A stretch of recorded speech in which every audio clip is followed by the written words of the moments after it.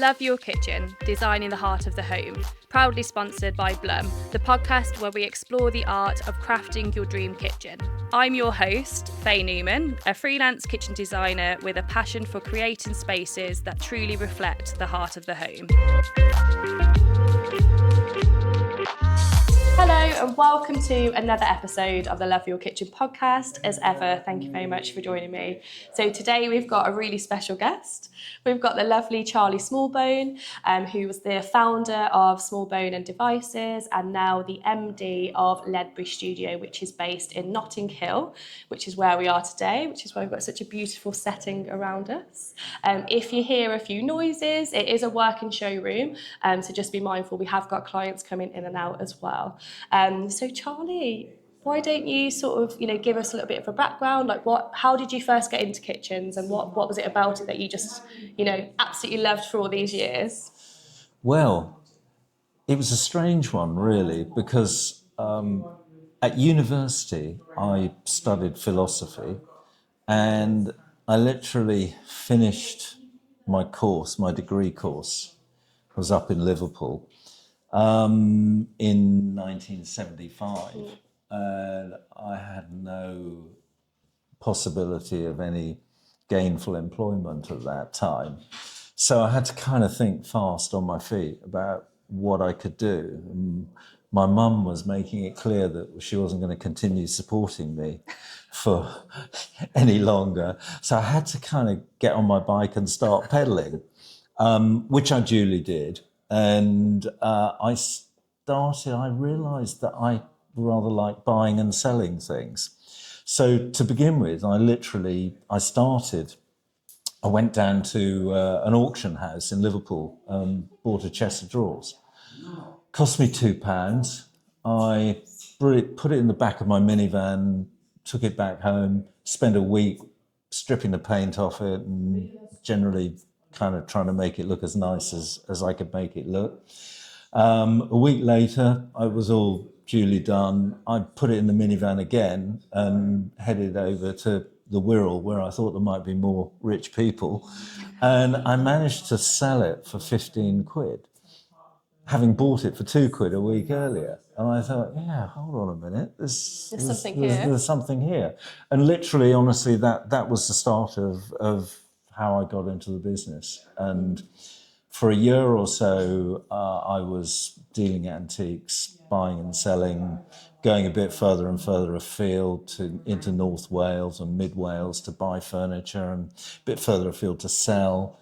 Really, I went down to Chester and even got to London by February, I think. I was sort of selling, realising that actually the things that I was doing, it was a kind of buy cheap, sell high, buy low, sell high. I did that for about a year, and a friend of mine who I'd grown up with, I knew was also not overly engaged in anything at that time, who was working on a farm down in Somerset, and said to him, look, I really think there's something here. And so we duly got together. I found a house down near Devizes, just outside Devizes, and Sue, my wife, myself, and Graham, who became my business partner, moved into the house in Bishop's Cannings. For the next 2 years, we sold more and more antique furniture. Mark Wilkinson happened to be a mate of Graham's, and we started going to Ireland buying furniture. I was going over there and buying truckloads of furniture by this time. And we were needing more and more. We worked out that we really needed more sort of good quality renovation work doing on our stuff. And Mark came in straight into the frame and started assisting us on that. And then within a year, I had a client. One of my clients was a shop down on Wandsworth Bridge Road. And they came to me and said, look, we've got somebody, one of our clients, really wants a kitchen, but they want it all built out of old wood. And would you be interested? And at that time, there was absolutely nothing. This was like 1978, I think. So, you know, ever having the eye for what you might call the main chance, I said yes. Yes, of course we'll do it. I can do that, no worries. So we were Thank God you said yes. we were given a plan, and the first thing we realised, which we'd never previously understood, was that kitchens were really designed around a 600 millimetre module. And of course, if you're dealing with antique furniture, that doesn't come anything like that. So we had to design a door specially that would follow a 600 mil trajectory, which we duly did. And we did the job, which was a beautiful house in Phillimore Gardens for actually the guy that owned Chrysalis Records. And that was our first kitchen. And we just woke up to the fact that we were knocking at the door of a sort of heaven-sent opportunity. And we just sort of drove straight through the door and kept going. Because the fitted kitchen wasn't even a thing then, was it? Because obviously... I mean, there was kitchens that were imported from Germany. Pog and Pol were around, Simatic were around, but they were very much niche, very expensive, relatively, products. There was nothing in terms of, well, actually there was Ryton, I think, in the UK, and maybe a few more, but they were more kind of coming from the 1960s, early 70s, and not sure that they were really cutting it. And I think nobody was really addressing the idea of what a kitchen might be, and that was where we came in. Was that we always had the idea, from day one, of the farmhouse kitchen, and the place where people might want to kind of spend more time in. That makes sense. And, what kitchens at that stage were really places of food preparation, where the food, when prepared, was then moved into the dining room, and you all sat around a dining table and, and it's more of a hosting environment, and it's more of a social space. And then we set about to create that, and that just came naturally. It seemed natural to us. We lived in a house where we had an Aga in the kitchen and a big kitchen table, and when we started putting cabinets in there, it just felt completely natural that you would still spend your time in there. And that was kind of the way we wanted to live our life. So there was, even in 1978, 79, there was a lifestyle choice. And I mean, it helped really at the time that Graham and I lived together, and within a year, Mark moved into the house as well. So we were all... And then your poor wives are just there as well. Exactly, yeah. God help them. It was interesting.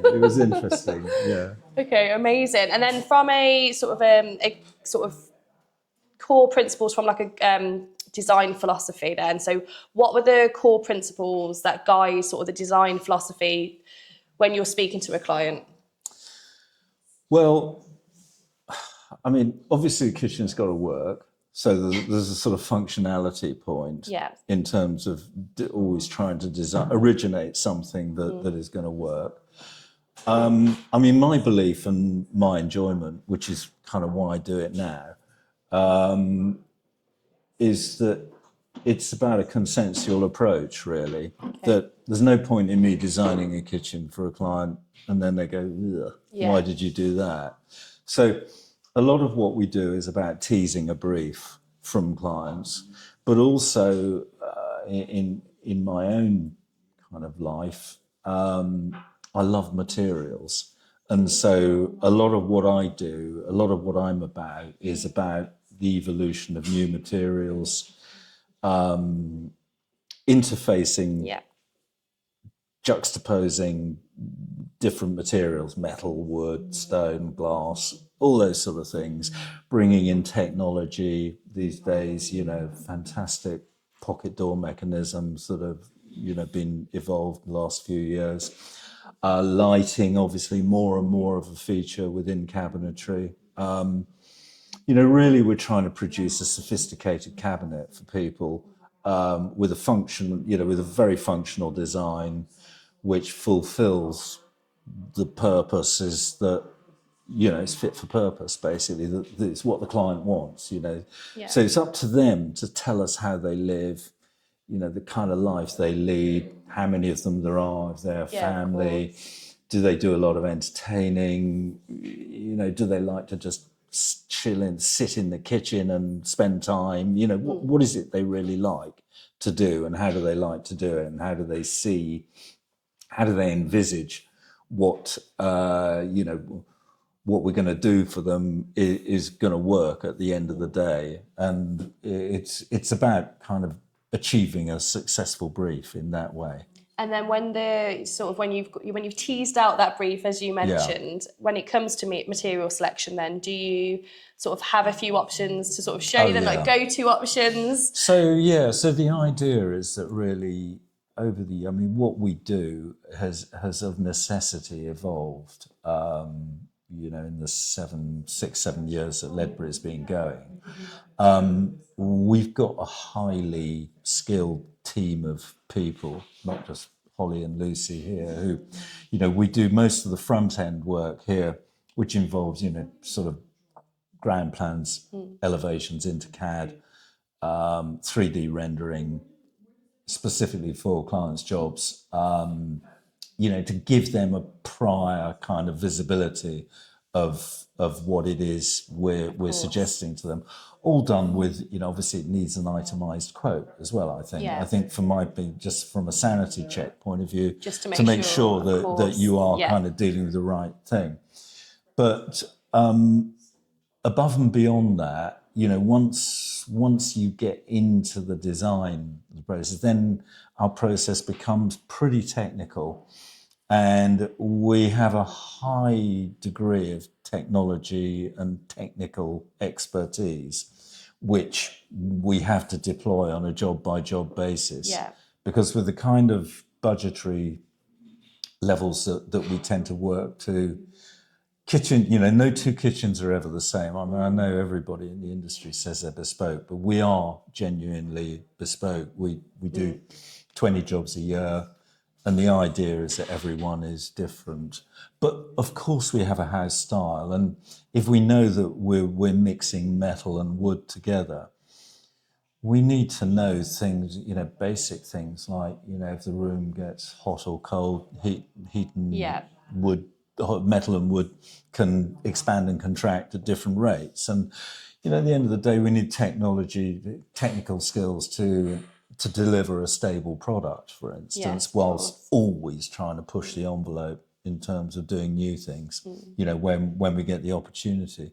And as you say, because all your kitchens are tailor-made and bespoke, where do you get your inspiration from? Like, is it just purely through the new materials and things, coming out, the innovation, as you've mentioned, but actually bringing the whole scheme together?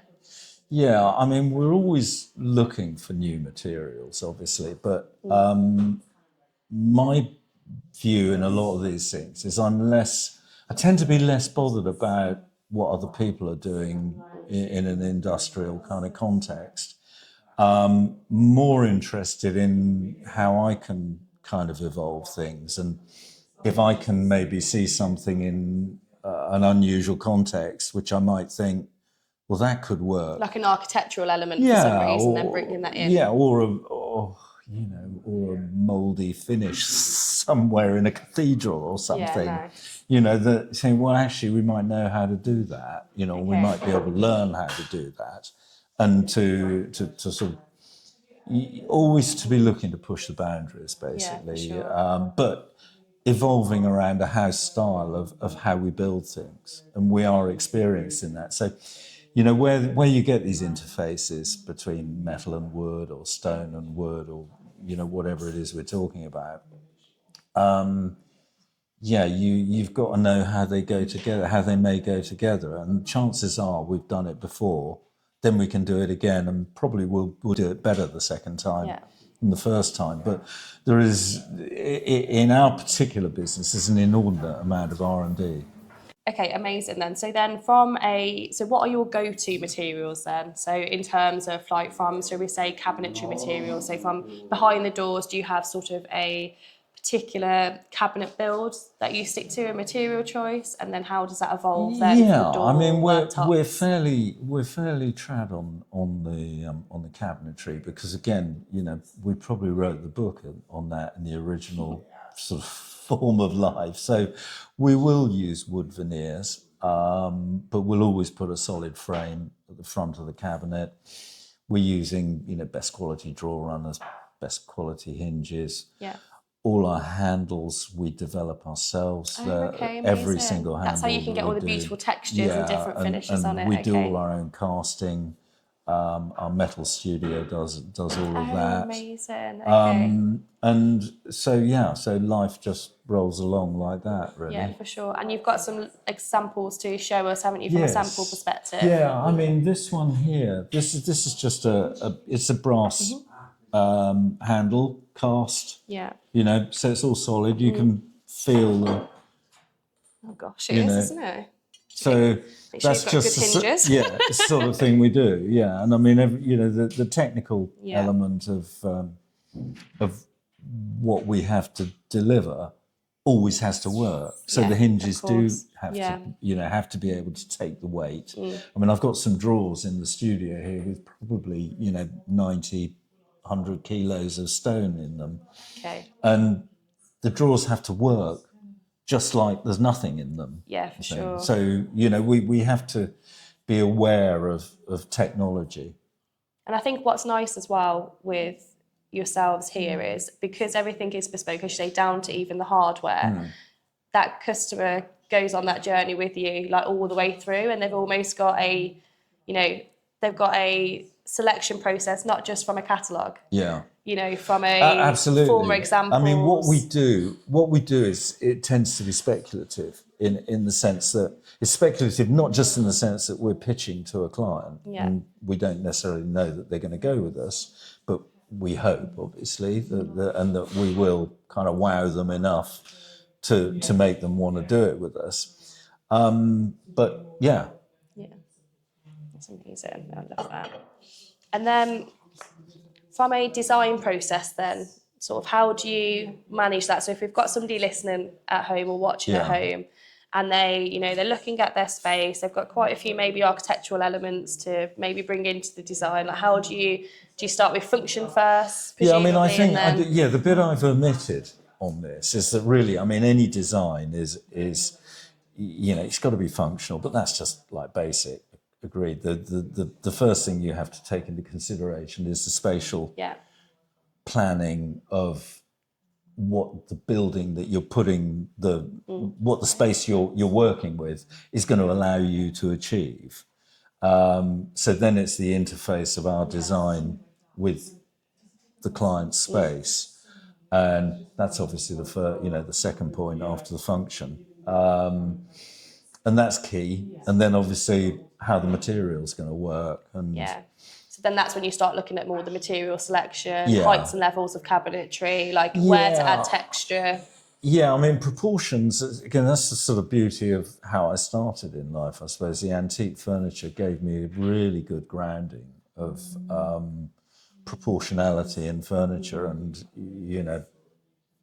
not everything has to be kind of standard kitchen height all the time. If you get the opportunity, you can drop things down or raise things up, and that can help the aesthetic perception of the piece of furniture or piece of fitted kit that you're trying to design. Yeah, for sure. No, and I suppose this is what it is. And I think we've got some examples to show you anyway, which I think will be easier to talk then about the material choices because it's specific to each project. So first of all, the one that we want to talk about is an award-winning design, which is your Kensington project. Yeah. And it was the winner of the International Design and Architecture Best Kitchen Award. And that was only last year in 2024, That's right, which is amazing. So talk to us then about the Kensington project, because it wasn't just the kitchen, it was... It seems like there's lots involved. Yeah, so the Kensington project was great because the client came to us right after we opened. which was 2019, in fact, I think, in this space here. The job was actually finally installed just over a year and a half ago. So it's been kind of 4 years, four or so years in gestation. And as I remember it, the design we worked out with tall cabinets at either end, hob in the middle, and then big island, that was kind of given to us in the first instance with the interior designers and the architects. We established very quickly that was the best layout for the kind of scale of the space. And then the next thing that happened is that we came to the idea that there was going to be a dining area at the far end of that, and it would be really nice to have some sort of dresser into that sort of area, but which would still be architectural, but be more furniture driven. Okay. So a combination. And that's one of my sweet spots, is really, the combination of the two. Architectural furniture, I like that. That's your go-to. So then coming off the other end, it went straight into quite a big area, reception area in the house, which was kind of like cupboards for coats, seating to take boots off, but like mega storage for the family. And there are 3 kids, I think, and 2, husband and wife living in this house. It's a busy house. They entertained a lot. They knew pretty much what they wanted. We designed it, as I say, in like 2019.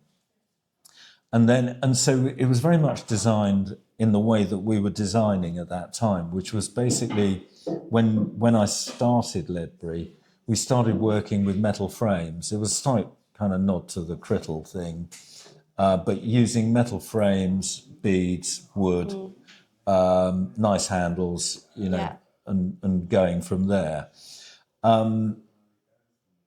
Over the next few years, we didn't move away from that, but we didn't really do many jobs utilising that form of design. But then this one came back to us, and the client was then ready to go. Sort of, we had the pandemic, if I remember rightly, in somewhere in the middle of all this. Oh, bless you. And so then when we came back, it was actually really good, because we were a lot more proficient about how one can expedite large-scale metal frames. And all these frames, they're all burnished, welded and burnished on the corners. Wow. So it's not just a case of a metal strip with a mitre bead on the corner. Everything was sort of burnished metal. And that's surrounding the door, you said? Oh, invisible okay, amazing. Welds. Invisible welds. From a durability perspective, I suppose, then that's just because you're not going, because this is a painted finish, isn't it? So it's a paint on wood finish. So it's a finish. It looks painted in this, but if you go in closer, you'll see that you see the grain, the texture of the grain through it. So it's got a bit of texturization really on that. And then the rest of it was, sort of vertically grained, crown cut timber, going north-south on all the central drawers. Really nice statuario marble. Just a lovely design. And then we also designed this lovely brass over rack to sit over the island, because we had like a 3-meter high ceiling in this space, and client it was quite an open design, but we felt that the room was grand enough to take something more on that. So the design really evolved in 2022, 2023, and then we fitted it in 2023. And I suppose this section that you've got sort of coming down from the island as well, is sort of mimicking the framework. It's almost like a naked framework, isn't it, of the, what you've got surrounding the drawers, and then you're tying in the metal theme then with the hardware choices as well, which is really lovely. And then also things like, we ran an exact match, because we originate all our own metal work, obviously. the over rack matches the handles and Yes, the finish, of the course. frames. They all match. You know, the two. I added some of these trim. This trim particular at the top. I noticed this. This is on the mantle, that went isn't it? really later. That went really late on. That wasn't part of the original design, really. But when we put the when we did the install, we realised that, you know, it just needed that bit there just to finish it off. And so how we come did you went that. rounded on there as well and didn't keep that sort of modular like the sort That of was the rest of that was a client thing, actually. Okay. The client was very keen to soften some element of what we were doing, and want it to be completely hard edged No, for throughout. On the rounded element is a point, because when you move on to the dresser, Yeah. we very much rounded the Okay, all nice. these corners, and so that was a theme. There are actually 2 or 3 other bits of furniture moving backwards, sort of from where this picture was taken, Yeah. which also have rounded elements. There's a sort of TV watching snug Okay, area nice. behind. So you've sort of With created a that floating flow. cabinet with Yeah. fluting on it and so on. And on this one, we developed the handles for this. These are actually bar handles. There's a metal bar that runs from the top to the bottom Okay. of that, and the handle is part of that. Oh, amazing. And then you've got a beautiful mirrored splashback at the Yeah. top of there as well, which I think just works and we so picked nice up in a bar area. the stone in the bottom, and then moving to mirror on the higher areas, and then in here, in this main section here, there's a sort of cable management, you know, charging for Cable all management, their, that's a nice for way of all putting it. their, Charging station. for a charging station, you know, Okay, for all of that, nice. yeah. Okay, beautiful. And then was the worktop choice the same sort of throughout? Did they want to go Yeah. for marble everywhere, or was it Yeah, just they in were certain quite areas? set on that with these clients. That they were very keen. We found some nice statuario marble, and That's why you that was what they continued went that through. with. And I think from a palette perspective, because I think when I was sort of reading up on this design, it said that the client wanted almost like an Australian Scandi theme, Yes, which is that's why you've right. gone a lot for sort of naked woods, like Yeah. with different textures, kept it quite light. Yeah, I mean, Christy, the wife, is Australian, and so, you know, she grew up in Sydney. Okay, nice. Sort of had that idea of, she was quite forthright about, you know, what she wanted to achieve, but we were always mindful at the time that, you know, we're putting it into quite a grand London townhouse, and so it's got to work in all contexts. It has to work for our client from how they perceive it, but it also has to work architecturally from from the point of view of the building. And from that, you mean sort of the proportions, so the highest cabinetry. It's a London townhouse, so it has to reflect what a London townhouse reflects, really, I think. What does it reflect? Well, I suppose there's an element of formality, you know, in a London townhouse. It's sort of urban living. You know, it's just London, isn't it, really? It needs to reflect the place it's coming from. So now we're going to go on to a completely different style and talk about the Malta kitchen. Right.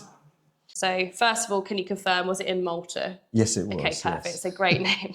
And I think the interesting part of this design for me, from an outsider sort of looking in, was just the architectural elements in the building. So can you give us sort of a debrief on what the project was?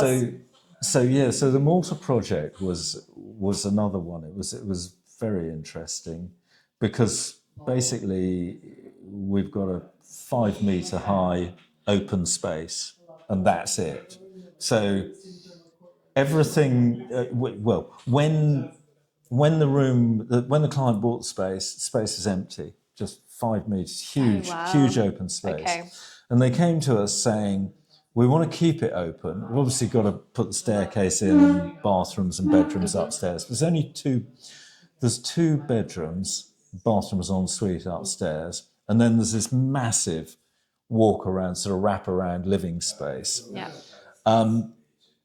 The first interesting point that we were hit with was that everything we designed was going to be visible clearly visible from 360 degrees. Okay. So it wasn't just about building bits of furniture to go against walls. We had to build the walls, and the walls had to be viewable from the back, and they had to be viewable when you went up the stairs from the top. Of course. So everything that was architectural really was furniture. You know, something that was really enjoyable doing. And it was basically a design that we evolved in conjunction with the interior designer, who, in fairness to them, Glenn from South Africa, had already kind of conceptualized in his mind that the principal items would be freestanding, but that they would kind of almost conjoin. Yeah. And then also we would have a bar area, and we also did quite a nice kind of bar table. Okay, nice. For everybody to sit around in the bar area. So the whole thing was quite interesting. The client also came to us, and they were quite relaxed, if you like, about us being able to drive the specification, the material specification through them, and to really play with kind of things that we hadn't played with before. In particular, things like this mica panel. I did a high gloss mica panel here. And for those that don't know, what is a mica panel? Well, mica is the stuff that they make sim chips out of. I think it's mined in India. But this is how it looks when you polish it, and you take chunks out of the ground. And amazing. And then so we've got that sort of behind the island, so where again. And we put more mica on the back of the main kitchen ovens, cabinet. Like this wall cabinet. Because this is all. I put a huge mica panel on the back of this, because you can't see it on this drawing, but when you walk into the apartment, you're actually facing the back of that piece, the rear of that piece. And I think when you're considering sort of the hidden spaces, shall we say, in a design like this, so the back of the island, things like that, you've got to think if somebody's sat low level, sort of, down to the left of that, you've got to have a little bit more of that feature and make it look very considered. So I think that looks really well, like really, works really well. And the lighter sort of stone that you've got going over the top, and then everything sort of vertical is where you're adding those pops of colour and the text and the different sort of material choices. So what have we got on the back then here? So we're on your the tall cabinetry at the back. The tall cabinetry on the back. I mean, this is all function. We got a breakfast cabinet there. There's a large wide fridge, and then actually there was a sink and dishwasher in one of sink on one side, where you open doors, pocket doors, and go in there. Then this is a coffee cabinet. Love that. Sort of breakfast cabinet, fully stainless steel. When you open those doors, there are a load of stainless steel drawers and things in there as well. Yeah, nice. Coffee machine, what have you. Because if you said on paper that you're adding all these sort of materials together, you'd sort of think, how is that all going to work? You've got almost like, a goldy sort of brass sort of colour coming in from the stone that you mentioned earlier at the back of the island. We've obviously got neutral colours. We've got wooden elements encasing the tower cabinets. You've got the ceiling with wood as well, which I think, again, having that with a pop of colour on that sort of brings that into the scheme, as opposed to just keeping that white, because it would look quite clinical, I think, not having this section here. That's right. I mean, I think we worked in conjunction with the designer and the client, that we established this goalpost idea for the cabinet, and then they said they were putting wood on the ceiling, and could they match their finish? Nice. So we supplied the finish for their carpenters to do their ceiling. Okay, amazing. And then from a worktop perspective, what have we got going on here? This is a quartzite, Mont Blanc quartzite. Okay. It's about, I think this worktop was about 6 meters. I know, it looks a big one, doesn't it? And it has these structural element. These basically are holding the building up. But I think what's nice about that is you've brought that and you've added that in as a feature. Yeah. So I think that's what's always so nice about that. So if somebody's sort of watching and they don't know the difference between, say, like your quartzite, your marble, and the durability of that, like what would you say to them? Well, I mean, quartzite is expensive. I like quartzite, though. I mean, I think it is very functional. We do a lot of quartzite these days because it has really interesting veining. It's not marble, but it has its own character, and it's it's very functional, I think. Whereas marble can be more porous. Marble is beautiful, but it comes with a couple of caveats. Obviously, that you have to be happy to maintain it. Okay, and what would you need to do to maintain marble? Well, I mean, there are systems in like lithofin, stain stop, and those sort of things that regular frequent application of a care and maintenance system will assist on marble. The other thing is just let it grow old gracefully, which I think, there's a lot of charm with that, and people have been doing that for thousands of years, and it's never really done them wrong. No, and a lot of these things which we worry about on a kind of hour-to-hour, minute-by-minute basis, actually you come back, 2 weeks later and it's pretty much gone anyway. Yeah, no, it makes sense. I'm an absolute stickler for this with marble, about tightness of joints and trying to ensure continuity of grain and things like that, and just making sure that if a job's done well, or if a job's done, it's done well. Yeah, for sure. No, I completely agree with that. No, I think this is a beautiful project, and I think having the bar area as well. So was this at the back of the? Yeah, so this was ran on another aspect of the house. Again, we matched the base materials. But again, we showed the client this. This is like a hammered pewter, and we put a high gloss resin over that to kind of lock it in, which we wouldn't normally do, to be honest. But it worked really well in this instance. And then we've got onyx, backlit onyx up the top. And more onyx panels around the goalpost. Again, backlit, all of that backlit. Again, that's quite similar to the wooden elements that you're adding. Yeah, there's a bit of continuity on that. Brought all that together, and then you've added a different textured door on this section, it seems, as well. Yeah, we've used this material, and we used that on it's the same material. Oh, I see. Okay, I'm trying for the life of me to remember what it was, but it's one I haven't used it since, to be honest. We found it worked on this one, but I'm not sure I'd use it again. It is a very out there material, I would say. But as you say, it sort of suits the contrasted. I can't remember what it was. Tying everything in together, like it's a definite statement piece. So I think you leave it. It's almost like a Marmite, isn't it? You'll either level hate it, but I think it just works beautifully in the flow of the kitchen, adding the mirrored splashback again behind sort of the bar and decorative elements just really makes that space even bigger and just continues that flow. Yeah, mirrored splashback, and obviously all the sort of stainless steel fitments which we designed and made for holding glasses, of course, everything to give it, our client wanted a nice bar area. Don't we all, eh? Yeah, why not? What's your go-to cocktail, Charlie? What's my go-to cocktail? God, probably a Negroni, actually. Oh, really? I do like a Negroni, yeah. Oh, amazing. Good choice. So to finish on then, Charlie, what do you predict for the future of kitchen design? Big question. I don't really follow trends, because I can't, because, we just work with our clients, and I'm kind of trying to...